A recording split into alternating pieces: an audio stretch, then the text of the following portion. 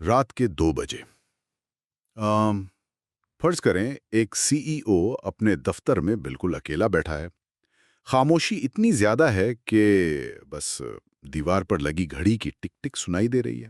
اور میرے خیال میں یہ وہ وقت ہوتا ہے جب لیڈرشپ کا سارا گلمر ختم ہو جاتا ہے۔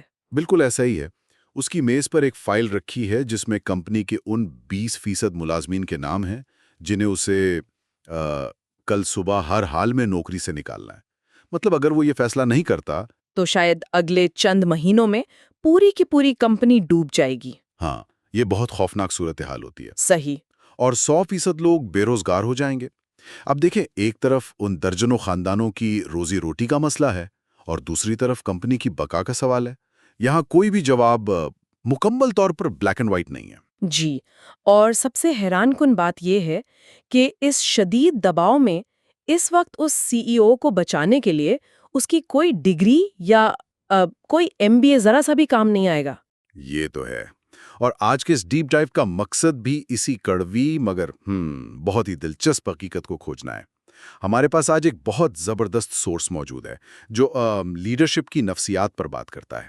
ہاں، اور خاص طور پر یہ سورس اس چیز پر فوکس کرتا ہے کہ ایک سی او مائنڈ سیٹ دراصل کیسے تیار کیا جاتا ہے۔ مطلب یہ کوئی پیدائشی چیز نہیں ہے۔ بالکل۔ تو اس ڈیپ ڈرائیو میں ہم ان پروفیشنلز کے لیے ایک نیا نقطہ نظر تلاش کر رہے ہیں جو مستقبل میں سی لیول ایگزیکٹو بننا چاہتے ہیں۔ ہم جانیں گے کہ ایک عام مینیجر اور ایک لیڈر کی سوچ میں بنیادی فرق کیا ہے۔ میں بتاتی ہوں۔ اس سورس کی جو سب سے آنکھیں کھول دینے والی بات ہے نا، وہ یہ ہے کہ یہ کارپوریٹ دنیا کی ایک بہت بڑی متھ کو پہلے ہی قدم پر توڑ دیتا ہے۔ وہ کون سی مت؟ دیکھیں، ہمیں اسکول کے دور سے ہی سکھایا جاتا ہے کہ کمرے میں جو سب سے زیادہ ذہین ہے یا جس کے پاس سب سے زیادہ ڈگریاں ہیں وہی بہترین لیڈر بنے گا۔ لیکن ٹاپ مینجمنٹ میں ایسا بالکل نہیں ہوتا۔ اچھا، مطلب نالج کافی نہیں ہے؟ جی، نالج صرف آپ کو حقائق بتاتا ہے، جبکہ کانٹیکسٹ یعنی سیاق و سباق آپ کو اصل حقیقت دکھاتا ہے۔ میں اسے ایک مثال سے سمجھاتی ہوں۔ ہاں پلیز۔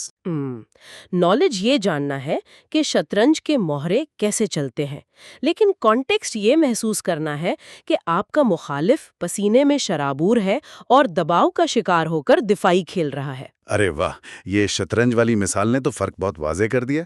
لیکن اگر ہم اسے کارپوریٹ دنیا کے روزمرہ کے کاموں میں دیکھیں تو یہ نالج اور کانٹیکسٹ کا فرق عملی طور پر کیسے نظر آتا ہے؟ اچھا، فرض کریں ایک کمپنی کی سیلز اچانک بہت تیزی سے گرنے لگتی ہیں۔ اب اگر آپ مختلف ڈپارٹمنٹس کے ہیڈ سے اس کی وجہ پوچھیں گے تو وہ اپنے محدود نالج کی بنیاد پر جواب دیں گے۔ مطلب مارکیٹنگ کا ہیڈ کہے گا کہ بجٹ کم ہے۔ بالکل، مارکیٹنگ والا کہے گا بجٹ کم ہے اس لیے سیلز گر رہی ہیں، پروڈکٹ مینیجر کہے گا کہ ہمارے فیچرز پرانے ہو گئے ہیں، اور فنانس کا بندہ کہے گا کہ ملک کی اکانومی ہی خراب ہے۔ اور مزے کی بات یہ ہے کہ وہ سب اپنی اپنی جگہ بالکل سچ بول رہے ہیں۔ یہی تو بات ہے نا، وہ سچ بول رہے ہیں لیکن وہ مکمل سچ نہیں ہے، وہ صرف اپنے حصے کی تصویر دیکھ رہے ہیں۔ یعنی یہ تو بالکل اس پرانی کہانی کی طرح ہو گیا جہاں اندھے ایک ہاتھی کے مختلف حصوں کو چھو کر اندازہ لگا رہے ہوتے ہیں کہ ہاتھی کیسا ہے۔ تو پھر ایک سی ای او کیا مختلف دیکھ رہا ہوتا ہے؟ سی ای او ان تمام بکھرے ہوئے ٹکڑوں کو جوڑ کر ایک بڑی تصویر دیکھتا ہے۔ اسے پیٹرن ریکگنیشن کہتے ہیں۔ وہ مارکیٹ کے ٹرینڈز اور کسٹمرز کے بدلتے رویے کو دیکھ رہا ہوتا ہے۔ اور شاید وہ ٹیمز کے درمیان چلنے والی ٹینشن کو بھی نوٹ کر رہا ہوتا ہے۔ جی، 100%۔ ایک عام مینیجر صرف اسکرین پر ڈیٹا دیکھتا ہے، لیکن ایک سی ای او دیکھتا ہے کہ کیسے مارکیٹنگ کی فرسٹریشن اصل میں پروڈکٹ ٹیم پر منفی اثر ڈال رہی ہے۔ لیکن ایک منٹ ذرا رکیں، کیا یہ بات ایک عام اور محنتی بندے کے لیے بہت غیر منصفانہ نہیں ہے؟ آپ کو ایسا کیوں لگتا ہے؟ دیکھیں نا ذرا، ایک لمحے کے لیے اس ٹیکنیکل جینیس کے بارے میں سوچیں جس نے کمپنی کے سافٹ ویئر کا پورا کوڈ لکھا۔ وہ مہینوں راتوں کو جاگ کر پروجیکٹ مکمل کرتا ہے، اور پھر جب پروموشن کا وقت آتا ہے تو اسے سی لیول کی پوزیشن نہیں ملتی۔ ہاں، یہ کارپوریٹ دنیا کا ایک بہت عام مسئلہ ہے۔ اس کی جگہ کسی ایسے بندے کو سی او بنا دیا جاتا ہے جو شاید ٹیکنیکلی اتنا اسٹرانگ نہ ہو، لیکن وہ بس بورڈ ممبر سے بات کرنا جانتا ہے اور تعلقات بنانا جانتا ہے۔ کیا یہ محنت کرنے والوں کے ساتھ زیادتی نہیں؟ میں سمجھتی ہوں کہ یہ بات بظاہر بہت کڑوی لگتی ہے، اور دراصل اکثر کمپنیاں اسی ہمدردی کے چکر میں اپنے بہترین ٹیکنیکل بندے کو مینیجر بنا دیتی ہیں، اور پھر کیا ہوتا ہے؟ پھر وہ پورا ڈپارٹمنٹ تباہ ہو جاتا ہے۔ اس کی وجہ یہ ہے کہ ٹیکنیکل لوگ اکثر سمجھتے ہیں کہ دنیا خالص لاجک اور میرٹ پر چلتی ہے۔ مطلب اگر کوئی آئیڈیا لاجیکل ہے تو بس سب کو مان لینا چاہیے؟ جی، ان کے خیال میں ایسا ہی ہوتا ہے، لیکن حقیقت میں کارپوریٹ دنیا مشینوں اور کوڈ سے نہیں بلکہ انسانوں سے چلتی ہے، اور جہاں انسان ہیں وہاں جذبات بھی ہیں۔ اور جہاں جذبات ہیں وہاں ظاہر ہے ایگو بھی ہے، ڈر بھی ہے، اور اندرونی سیاست بھی ہے۔ بالکل درست۔ اور ایک سی ای او کو اسی انسانی نفسیات کو سنبھالنا ہوتا ہے۔ اسے پتا ہوتا ہے کہ کمپنی کا کون سا ٹاپ پرفارمر دراصل اندر سے شدید انسیکیور ہے، یا کون سا مینیجر ذرا سے پریشر میں آ کر بکھر جائے گا۔ ہاں، وہ نالج ورکرز کی لاجک کو انسانوں کے جذبات کے ساتھ ملا کر چلاتا ہے۔ اور یہ جو سکل ہے نا، یہ انسانی رویوں کو پڑھنے کی سکل، یہ کسی کتاب یا 10,000 لائنوں کا کوڈ لکھنے سے نہیں آتی۔ اچھا، اگر ہم اس انسیکیورٹی یعنی عدم تحفظ کی بات کو ذرا مزید آگے بڑھائیں تو سورس میں اس کا ایک بہت اہم پہلو زیر بحث آیا ہے کہ یہ انسیکیورٹی لیڈرز کے کام کرنے کے انداز کو کیسے متاثر کرتی ہے۔ آپ مائکرو مینجمنٹ کی بات کر رہے ہیں نا؟ جی بالکل، ہم نے اکثر اپنے ارد گرد ایسے دفاتر کے بارے میں سنا ہے جہاں باس ہر چھوٹی سے چھوٹی چیز کو مائکرو مینج کر رہا ہوتا ہے، وہ ہر چیز میں دخل دیتا ہے۔ مائکرو مینجمنٹ دراصل اسی انسیکیورٹی کا سب سے واضح اور خطرناک اظہار ہے۔ باہر سے دیکھنے پر ایک ایسا باس بہت ایکٹیو لگتا ہے۔ ہاں، وہ رات 10 بجے بھی ای میلز کا جواب دے رہا ہوتا ہے۔ بالکل، اور وہ اپنی ٹیم کی پریزنٹیشنز کے فونٹس تک خود چیک کرتا ہے۔ وہ ظاہر یہ کرتا ہے کہ اسے پرفیکشن چاہیے، لیکن حقیقت میں نفسیاتی طور پر وہ شدید خوفزدہ ہوتا ہے۔ مطلب اسے ڈر ہوتا ہے کہ اگر اس کی ٹیم نے کوئی کام خود کر لیا تو اس کی اپنی اہمیت ختم ہو جائے گی۔ جی بالکل۔ سورس میں دی گئی 2 مینیجرز کی کہانی اس خوف کو بہت خوبصورتی سے واضح کرتی ہے۔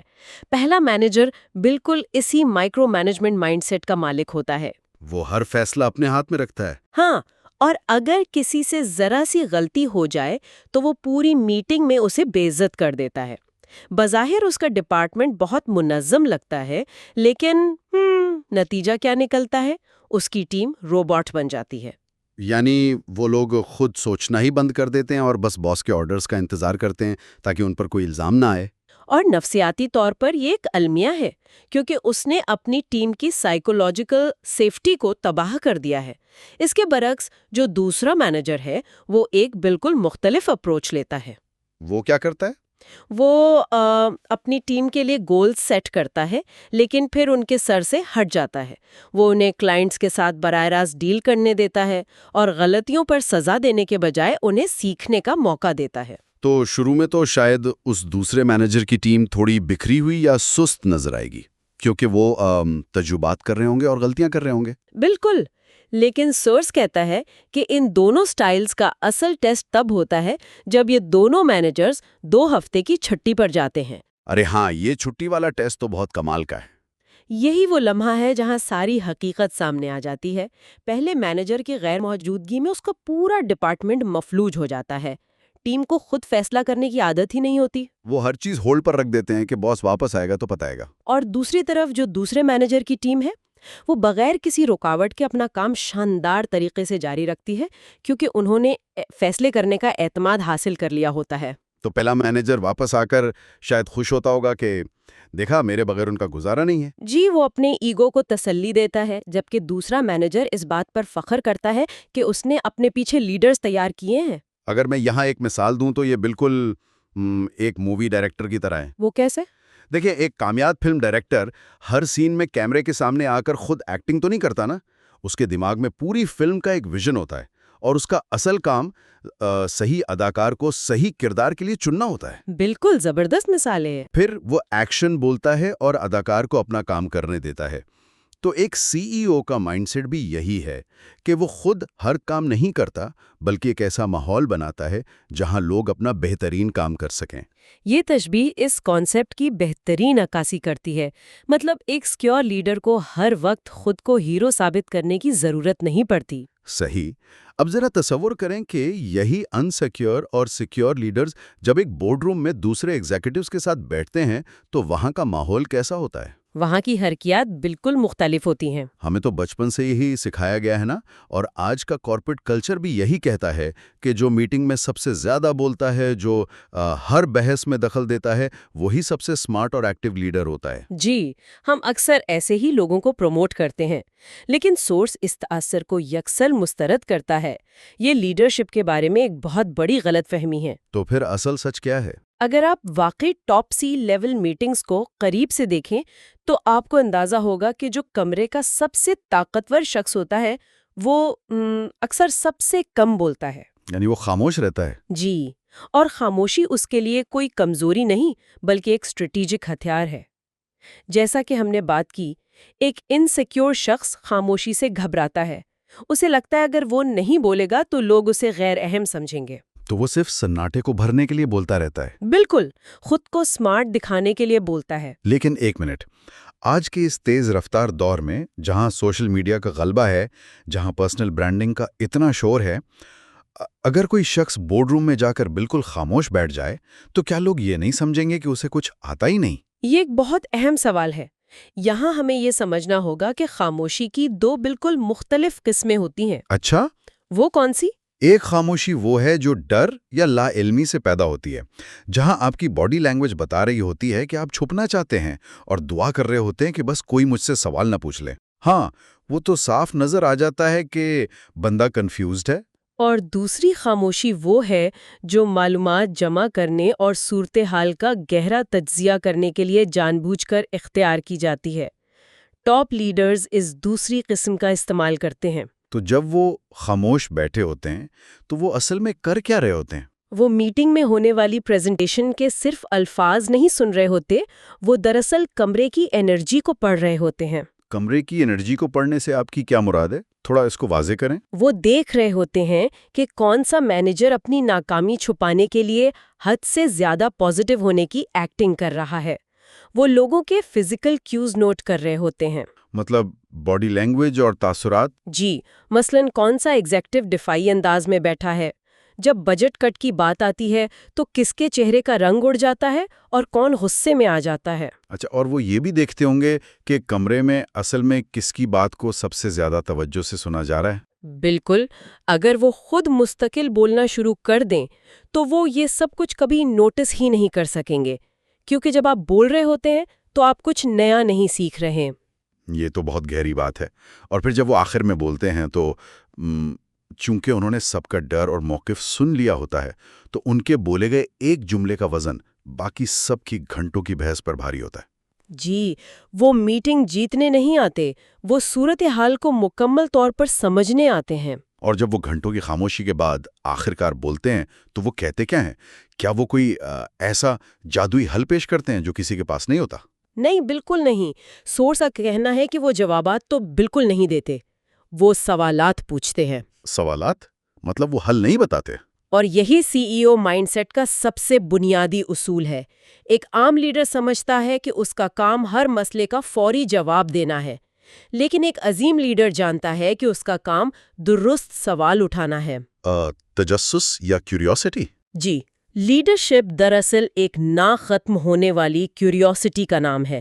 اگر آپ کا سوال غلط ہے تو آپ کی پوری کمپنی اور ٹیم کی محنت ایک غلط سمت میں چلی جائے گی۔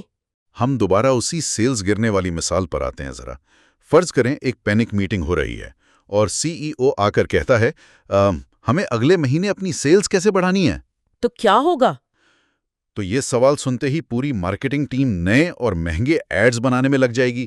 سیلز والے کلائنٹس کو بھاری ڈسکاؤنٹ دینا شروع کر دیں گے تاکہ بس ٹارگٹ پورا ہو جائے۔ بالکل، آپ نے انہیں ایک ایسا سوال دیا جس نے انہیں فوری ایکشن لینے پر مجبور کر دیا، جو شاید دانشمندانہ نہیں تھا، لیکن کیا ڈسکاؤنٹ دینا اصل مسئلے کا حل تھا؟ شاید نہیں۔ اگر وہی سی ای او خاموشی سے سب کا ڈیٹا سننے کے بعد میٹنگ میں یہ سوال پوچھتا کہ کیا پچھلے 6 مہینوں میں ہمارے کسٹمرز کی بنیادی ضروریات بدل گئی ہیں، تو کیا ہوتا؟ تو اچانک میٹنگ کا پورا زاویہ ہی بدل جاتا۔ پھر بات ڈسکاؤنٹ کی نہیں ہو رہی ہوتی، بلکہ پروڈکٹ اور مارکیٹ کے بدلتے ٹرینڈز پر بات ہوتی۔ بالکل صحیح سمجھے آپ۔ یہ بات مجھے سٹیو جابز اور آئی فون کی یاد دلاتی ہے۔ ٹیکنالوجی کی دنیا بھی کسی جواب سے نہیں بدلی تھی، بلکہ ایک سوال سے بدلی تھی۔ جی ہاں، کی بورڈ والا سوال۔ ہاں، انہوں نے سوچا کہ کیا ہو اگر فون کے آدھے حصے پر یہ پلاسٹک کا کی بورڈ ہی نہ ہو؟ اگر وہ یہ پوچھتے کہ ہم اس پلاسٹک کے کی بورڈ کو مزید بہتر کیسے بنائیں، تو شاید آج بھی ہم وہی پرانے بٹنوں والے فون استعمال کر رہے ہوتے۔ کیا کمال کی بات کی ہے آپ نے۔ جوابات آپ کو موجودہ حالت میں زندہ رہنا سکھاتے ہیں، لیکن سوالات آپ کو نیا مستقبل بنانا سکھاتے ہیں۔ اور میں سوچ رہا تھا کہ اس سوال پوچھنے کی عادت کے پیچھے ایک بہت گہری سائیکالوجی بھی ہے۔ وہ کیسے؟ جب ایک لیڈر ہمیشہ ہر وقت ہر مسئلے کا حل خود نکال کر دے دیتا ہے، تو وہ انجانے میں اپنی ٹیم کو ذہنی طور پر اپاہج اور محتاج کر رہا ہوتا ہے۔ لوگ خود سوچنا ہی بند کر دیتے ہیں، کیونکہ انہیں پتا ہوتا ہے کہ باس آخر میں حل بتا ہی دے گا۔ لیکن جب آپ سوال پوچھتے ہیں تو آپ ایک سنکنگ انوائرنمنٹ پیدا کرتے ہیں۔ یعنی سوچنے کا ماحول۔ ایک بہترین سی ای او کا کام سپر ہیرو بن کر مسائل حل کرنا نہیں ہے، بلکہ اپنی ٹیم کے ذہنوں کو متحرک کرنا اور ان سے حل نکلوانا ہے۔ اور یہ بھی سچ ہے کہ درست سوالات اکثر بہت چپتے ہوئے اور غیر آرام دہ ہوتے ہیں۔ مثلاً کیسے سوالات؟ جیسے کہ کیا ہم اپنے سب سے بڑے حریف سے ہار رہے ہیں اور خود کو جھوٹی تسلیاں دے رہے ہیں؟ یا اگر ہم یہ پروڈکٹ آج لانچ نہ کر چکے ہوتے تو کیا ہم اسے نئے سرے سے بنانے کا فیصلہ کرتے؟ یہ تو واقعی سیدھا ایگو پر چوٹ کرتے ہیں۔ ایک انسیکیور شخص تو یہ سوال کبھی نہیں پوچھے گا، کیونکہ وہ حقیقت کا سامنا کرنے سے ڈرتا ہے۔ بالکل۔ تو اگر ہم آج کی اس پوری گفتگو کو سمیٹیں تو ہمیں سی ای او مائنڈ سیٹ کی ایک بہت واضح تصویر نظر آتی ہے۔ یہ محض 18 گھنٹے کام کرنے یا رات گئے تک دفتر میں بیٹھنے کا نام نہیں ہے۔ نہیں، یہ دراصل پیٹرن ریکگنیشن کی صلاحیت کا نام ہے، جہاں آپ ڈیٹا اور محکموں کے درمیان کڑیاں ملا کر بڑی تصویر دیکھ سکیں۔ یہ انسانوں کی نفسیات کو پڑھنے کا نام ہے کہ کیسے خوف اور ایگو فیصلوں کو متاثر کرتے ہیں، اور سب سے بڑھ کر یہ کنٹرول کرنے کے خوف کو ختم کر کے ایک ایسا کلچر بنانے کا نام ہے جہاں لوگ آپ پر بھروسہ کر سکیں، اور جہاں آپ خاموش رہ کر کمرے کی انرجی کو پڑھنا سیکھتے ہیں اور کیوریوسٹی کے ساتھ گہرے سوالات پوچھنے کی ہمت پیدا کرتے ہیں۔ جو لوگ واقعی مستقبل میں سی لیول پر پہنچنا چاہتے ہیں، انہیں صرف رپورٹس نہیں پڑھنی چاہیے، بلکہ انہیں انسانوں کو اور دنیا کو پڑھنا سیکھنا چاہیے۔ بہت زبردست بات کہی آپ نے۔ ایک بہت ہی گہری اور سوچنے پر مجبور کر دینے والی گفتگو رہی آج کی۔ اس ڈیپ ڈائیو نے واقعی لیڈرشپ کو دیکھنے کا نیا زاویہ دیا ہے، اور اس ساری بحث نے میرے ذہن میں ایک خیال پیدا کیا ہے جس پر میں چاہتا ہوں کہ ہمارے سننے والے بھی غور کریں۔ جی بتائیں۔ ذرا آج سے 10 سال بعد کا تصور کریں، وہ وقت جب آرٹیفیشل انٹیلیجنس اور آٹومیشن ہمارے تقریباً ہر ٹیکنیکل اور فائنینشیل مسئلے کا 100% درست اور لاجیکل جواب چند سیکنڈز میں اسکرین پر رکھ دے گی۔ جب کوئی بھی مشین ہم انسانوں سے بہتر کوڈ لکھ سکے گی اور بہتر ڈیٹا انالیسس کر سکے گی، تو اس وقت جب جوابات اتنے سستے اور عام ہو جائیں گے، تو ایک انسان اور خاص طور پر مستقبل کے سی ای او کی واحد اور سب سے بڑی قابلیت کیا رہ جائے گی؟ یہ واقعی سوچنے کی بات ہے۔ شاید اس وقت لیڈرشپ کا پیمانہ یہ بالکل نہیں ہوگا کہ کون کتنے زیادہ جوابات جانتا ہے، بلکہ شاید اس کا انحصار صرف اس بات پر ہوگا کہ کون ان مشینوں اور انسانوں کے سامنے مکمل کانٹیکسٹ کو سمجھتے ہوئے وہ غیر آرام دہ اور درست سوالات رکھ سکتا ہے جو کوئی الگوریدم کبھی نہیں سوچ سکتا۔ ایک ایسا سوال جو کل کا راستہ طے کرے گا۔ یہ ایک ایسا خیال ہے جو بہت کچھ سوچنے کی دعوت دیتا ہے، اور شاید ہماری اصل تیاری اسی